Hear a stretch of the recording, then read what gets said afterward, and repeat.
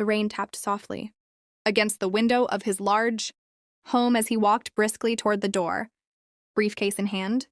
His mind was heavy, weighed down by the expectations of a family that never seemed to rest. As he reached the car, his phone rang. It was his mother. "Don't forget our discussion," she said, her voice firm, carrying the weight of generations. "You are the first son. The family expects you to be married. Soon. No excuses." He closed his eyes for a moment, exhaling slowly. "I know, Mother. I will handle it." The call ended, leaving silence in its wake. He knew what she meant. As the eldest son, he carried the family name, the family business, and the pressure to marry someone suitable. But he wasn't ready, and not emotionally, not mentally. That's why this contract was necessary. It would satisfy his family, protect his heart, and keep control over a situation that could easily spiral out of hand. By the time he arrived at the office, rain streaked the windows like tears, reflecting the city lights. She was already there, nervous, hiding something in her hands, a secret he had no idea about. "You understand why you're here," he said, his voice steady yet laced with authority. She nodded, her hand brushing the small photo tucked inside her wallet. "Yes, I understand." He slid the contract toward her. Terms, rules, boundaries, a temporary marriage to satisfy family expectations, protect reputations, and provide her a chance to survive. "I assume you've considered everything," he said carefully. Any secrets could void the contract. Her heart pounded. She hid her son from him. Her only reason for signing this contract: survival, protection. One moment, one pen, and everything would change. Trembling, she signed. The contract was done. The rules were set. But her secret, and the emotions already stirring between them, would challenge every boundary he had ever made for himself. The rain had stopped by morning.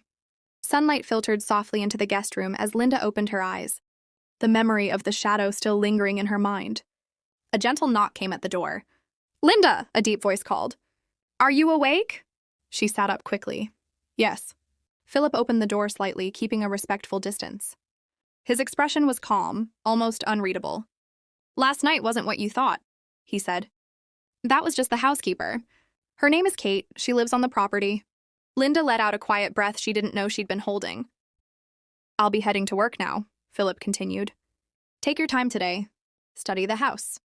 Kate will help you around." He reached into his jacket and handed her an ATM card.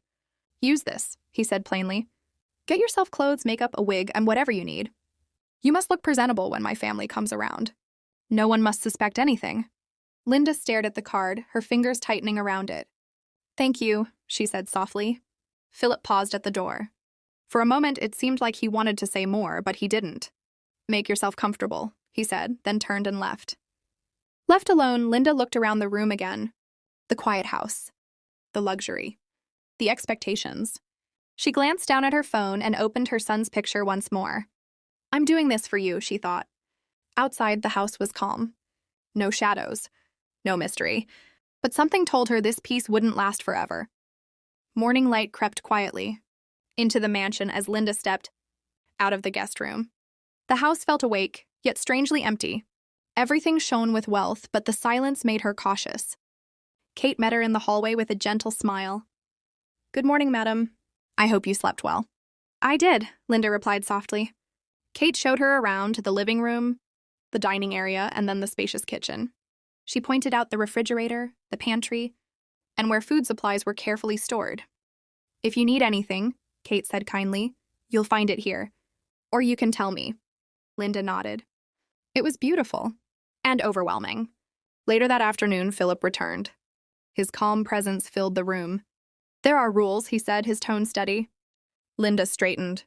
"If my family asks you any questions, our answers must match," he continued. "No hesitation. No confusion." He handed her a small notebook.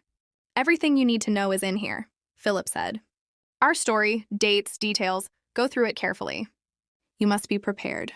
Linda took the book, her fingers tightening around it. "I understand. You may go out," he added, "but Kate must always know. And when my family is around, you speak only when necessary. I'll handle the rest." That night, Linda sat alone in the guest room. The notebook lay open beside her. She picked up her phone and stared at her son's picture. "I'll do this," she whispered. "For you." From the outside, the house looked calm and perfect. But inside, Linda knew the truth. This wasn't just a contract. It was a role she had to master. For more interesting stories like this, subscribe to my YouTube channel, Our Love Stories by Episodes1-3.